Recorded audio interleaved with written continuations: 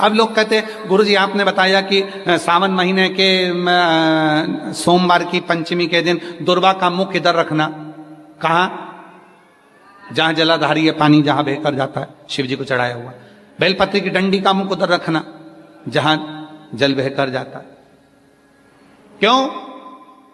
लिंग पुराण पढ़ी है और लिंग पुराण में आता है कि जब डंडी का मुख जलाधारी की ओर होता है और उस समय पर व्यक्ति जो सामग्री समर्पित करता है, जल समर्पित करता है, तो जैसे जल बहकर जाता है और राह में जल को जो भी अड़चन आती है वो निकलता चले जाता है।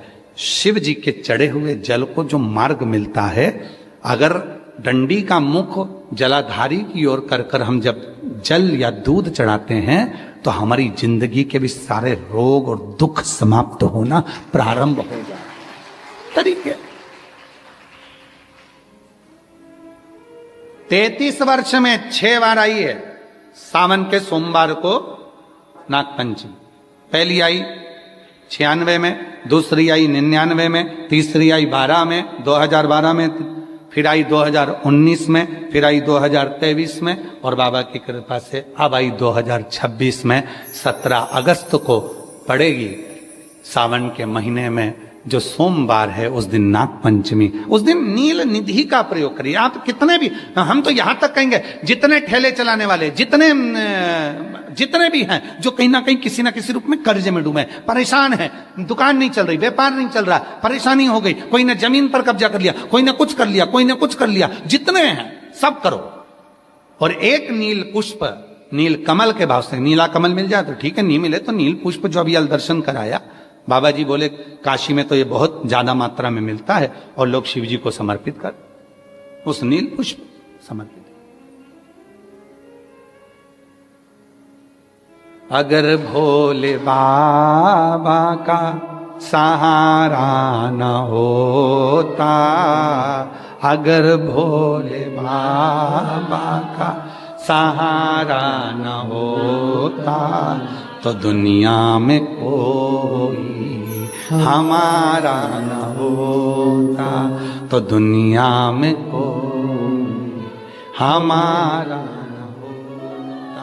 अगर भोले बाबा सहारा न होता, अगर भोले बाबा, बोलो बोलो, सहारा न होता तो दुनिया में कोई हमारा, अगर है तो उसका सहारा है, उसका सहारा, उसकी कृपा, उसकी करुणा, उसकी दया।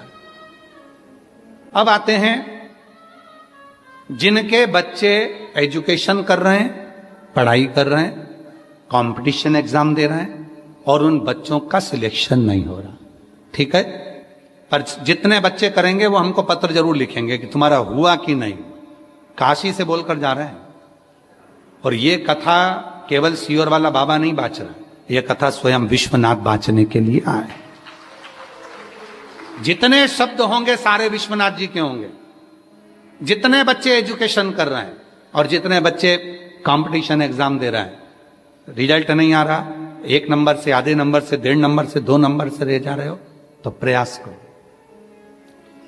सावन के महीने के सोमवार की नागपंचमी के दिन, सोमवार की नागपंचमी के दिन लाल चंदन बाजार में होता है, लाल चंदन, उस लाल चंदन का लेपन घिस लो, उसको घिसकर बेलपत्री की दोनों पत्तियों में, नीचे वाली दोनों पत्तियों में उस लाल चंदन का लेपन करिए। बेलपत्री के नीचे वाली दोनों पत्तियों में लाल चंदन का लेपन करिए और ऊपर वाले पत्ते पर केवल लच्छा, लच्छा किसको बोलते हैं, यहां पर क्या बोलते हैं, नाड़ा, लच्छा क्या बोलते हैं, मौली, लच्छा, नाड़ा जो भी है, वो बीच वाली पत्ती पर रखकर देव अधिदेव महादेव को समर्पित कर दीजिए और बाबा पर 1 लोटा जल चढ़ा दो। शिव जी से प्रार्थना कर कर बेलपत्री वहीं छोड़ो, लच्छा लेकर आ जाओ और अपने हाथ में या अपने कमरे में उसको संभाल कर रखो। जब तुम्हारा विल पावर कमजोर हो, जब तुम्हें लगे कि मुझे ये कंपटीशन एग्जाम निकालना है, उस समय पर भले एग्जाम में तुम्हें बांध कर नहीं जाने दें, पर उसके पहले तक भी तुम्हारे शरीर के पास में वो लच्छा होना चाहिए।